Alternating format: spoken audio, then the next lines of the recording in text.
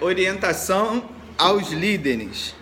E aí, qual seria a diferença entre um conselho e uma orientação?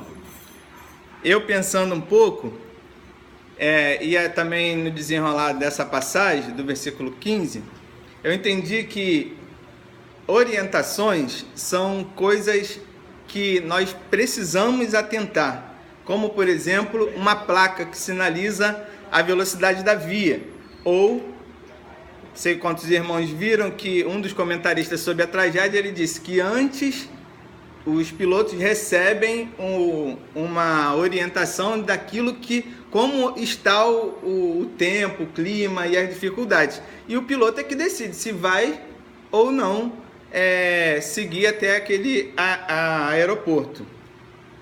E conselhos seria aquela questão mais de mãe, de pai, tipo, leva a sombrinha, né? Ninguém fala mais guarda-chuva, né? Nem fala mais sombrinha, mas guarda-chuva. Então, pensando nisso, eu entendi o seguinte, que a Bíblia ela nos dá conselhos e nos dá orientações, sem pensar nos mandamentos, que são coisas irrevogáveis, mas como se fosse assim, o conselho, algo que eu posso aceitar ou não. Agora, as orientações são coisas que eu preciso atentar, como eu falei, do mapa, do tempo e das placas na estrada. E é mais ou menos isso que os discípulos estão fazendo nesse momento. Eles estão dando orientações para os líderes ou para as igrejas daquele tempo. E aí eu anotei primeiro o seguinte: conselhos e orientações apostólicas, nós decidimos se seguimos ou não. A diferença é que um eu posso decidir seguir ou não, e o outro eu obedeço ou não. Ou seja, um eu tenho uma opção, o outro eu tenho uma obrigação, embora também possa não seguir.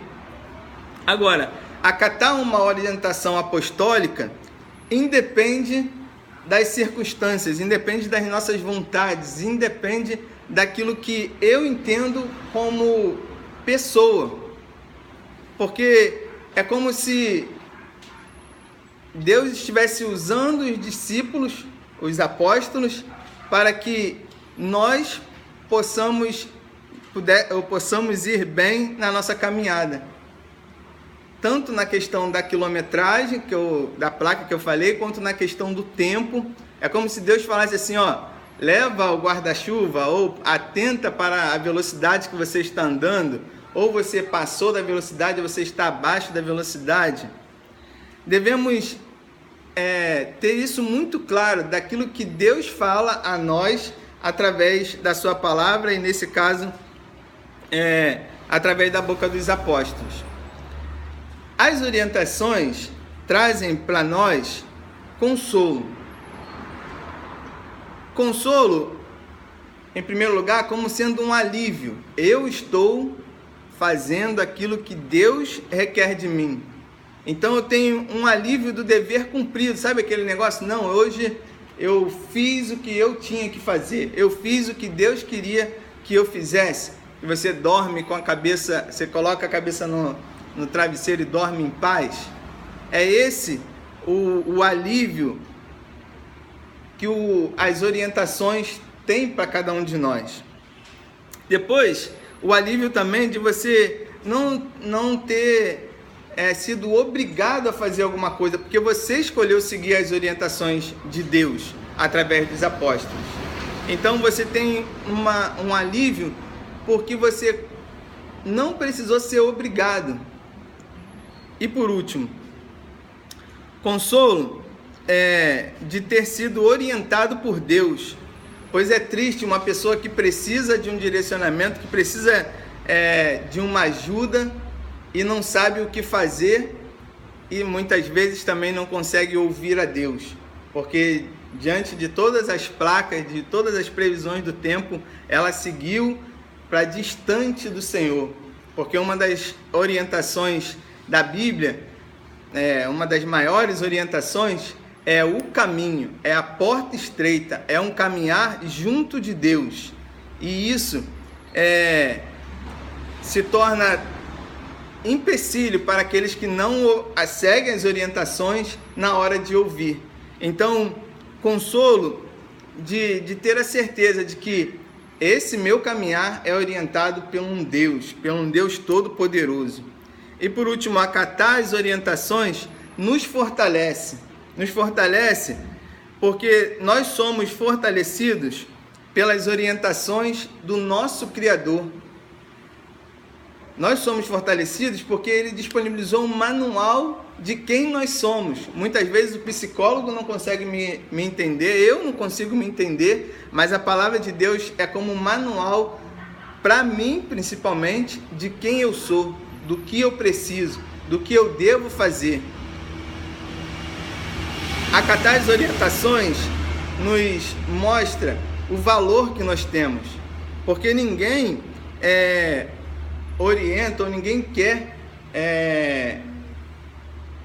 o bem daquele que ele não valoriza.